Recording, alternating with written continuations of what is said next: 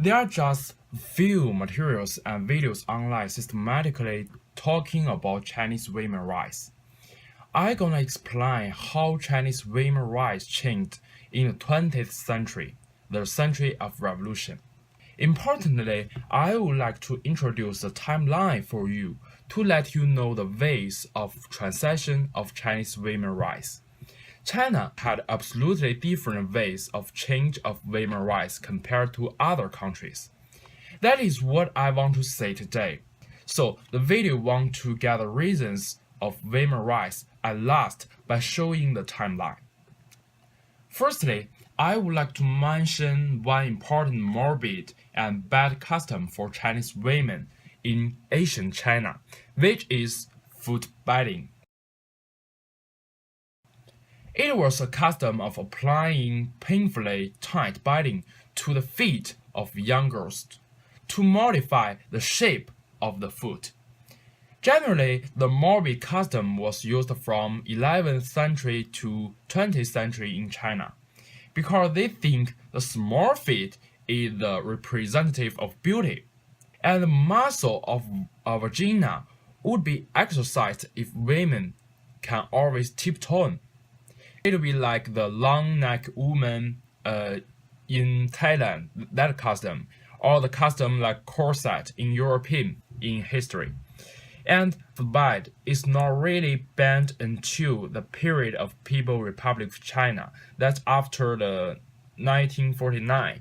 And secondly, I would mention a Chinese feudal traditional thought that is 男尊女卑, in English, which means man is superior to woman.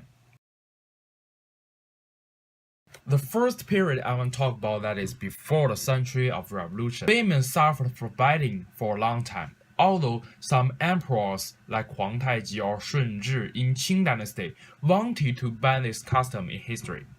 They all failed to ban in the end because the women of Han nationality themselves also do not want to stop to ban their feet. I mean, for the women themselves. The women are afraid of that they cannot marry or be condemned by society, by their family, by their husband if they reject to biting. On the other hand, after banning a will by these emperors, the leaders in the government found it would reduce anti-government activities.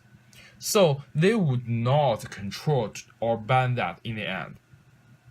And for women, education, divorce, freedom to choose spouse, to choose their husband, and work are all illegal before the 20th century. At that time, Chinese women were oppressed by ideology and patriarchy. Women are the method or tools of giving birth in the feudal period. As for the second period I want to talk about, that is the old democratic revolution, and it's also called bourgeoisie revolution. It is from 1900 to 1919. In fact, there is a start point of Chinese women's rights, even though that is a male feminism. And there are two groups in this period to lead the revolutions. The first is bourgeoisie reformist. They cannot read the idea as equality of men and women because it does not mean the culture and ethics. However, I think this period should be called as the seed of women's rights because they point out the ideas about banning foot biting and education rights for women, even though they didn't make true it. But for the bourgeoisie revolutionists, in fact, they focus on bringing down the Qing dynasty. In addition, the leaders of that revolutions are all males, and they cancel the clause of women's suffrage in law, which means the women didn't have the rights to participate in political generally for the revolutions. However, since the revolution, women could support the revolutions to throw down the feudal institution, and women got the thought of the free marriage, education, and free dressing. Like these ideas were spread in some big city in China at that time because we influenced by the Western thought at that time. And especially for famous Chinese feminism at that time, Qiu Jin started up a newspaper called Chinese Women. It appealed to women for women liberations by using the modern vernacular Chinese rather than the classical style of Chinese, that is the simple Chinese. And only few women who had educations or higher leaders in the society with the literacy can read the newspaper. But for the most Chinese women didn't not change at all, because they didn't know how to read. For instance, my grandma's mother still had food bathing without any education, even though she was born in 1916. In this period, for the old democratic, there were some women protesting for their political rights, even though there were few responses from leaders of revolutions. But for their thought compared to history is a big step. There's a big change. Women who were influenced by modern idea and education started to pursue the women's rights of education, marriage, work, and dressing. However, these women are only knowledge women participating in the feminism movement or the women movement. From 1919 to 1949. We call the new democratic revolutions because the revolutions was more led by proletariat and communist. China faced internal and external problems from 19th century to early 20th century. In all democratic revolutions, they all failed because they didn't get support from all people, from the ordinary people. They just get the support from the higher leaders, from the bourgeoisie leaders. And there are three classes of women's rights during New Democratic Revolution. The first is knowledge women. The knowledge women pursue the equality in politics and in laws. The second is Christian women. They led the movement striving for the charity and social welfare. The third, and it is the most important part, that is industry women. They learned the modern knowledge from the communists, and they protest for the equality of economy rights of women, which is more powerful than knowledge women and Christian women because they occupy the largest population of women at that time. However, after the old democratic revolutions, the Chinese national government continued to oppress the Chinese women and Chinese people at that time. But the communists wanted to pursue the liberation of people and land and women. In addition, the national contradiction dominated in China. Chinese women also participated in the anti-invasion war. So the national contradiction dominated over the women's rights at that time. The women's rights have been insulted by the invaders from Japan, from other countries. During the invasion, the invaders raped and killed the women. After the Second World War, Chinese people would like to live in a peaceful environment without operations and invasion. By the way, the feudal custom still didn't stop until the communists built the People's Republic of China. To sum up, in this period, in the New Democratic Revolution, the feminism was combined with nationalism. In other words, women participating in revolutions instead of movement for women's rights. Women pursue from changing the social status to changing the independence and freedom of our country. For the fourth period I want to talk about, that is the early PRC period.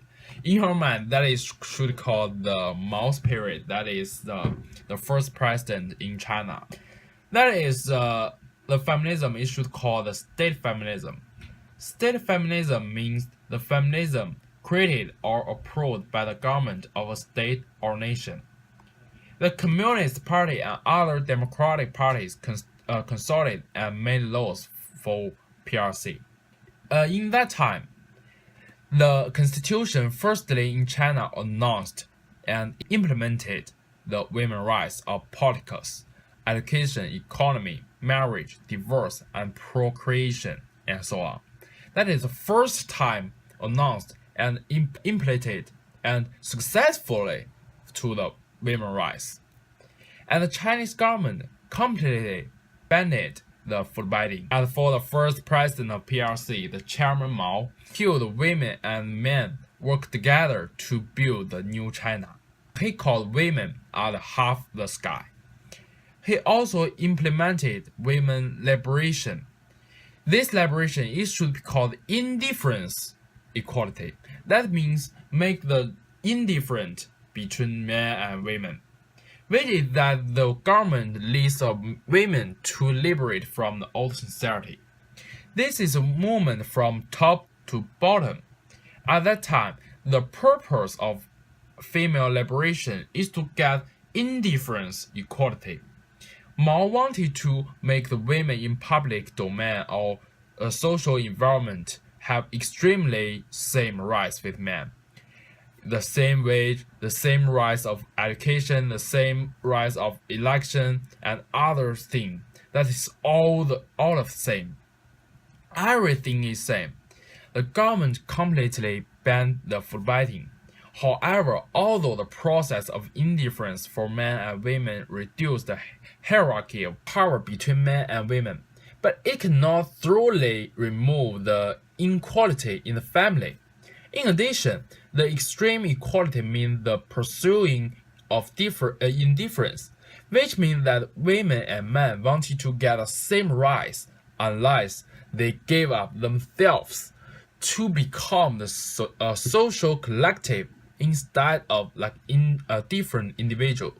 That is, the men and women are same, and they are in a same group, but not for the different individuals. You cannot have like specific things, and that is the fourth period I want to talk about. That is the period of the early PRC.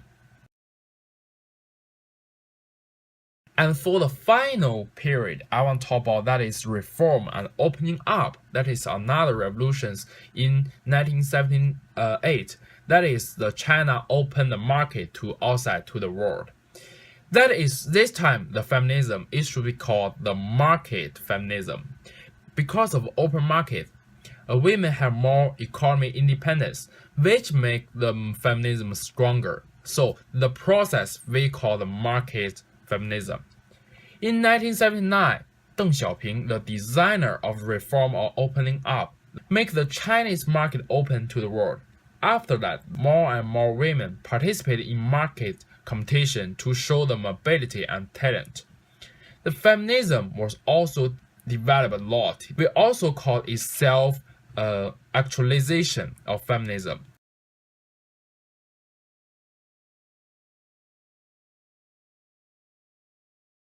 In 20th century, since a variety of revolutions in China, and the Chinese feminism developed a lot compared to the history and compared to the before 20th century.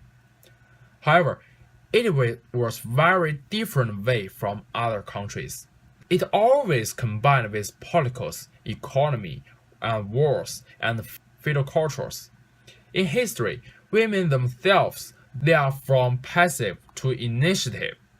Overall, the feminism in China that is created from top to bottom and from bottom to self. And as for the Chinese government, this part of feminism from liberation women to leading women, and from leading women to getting women, from getting women to make them implement the self-value.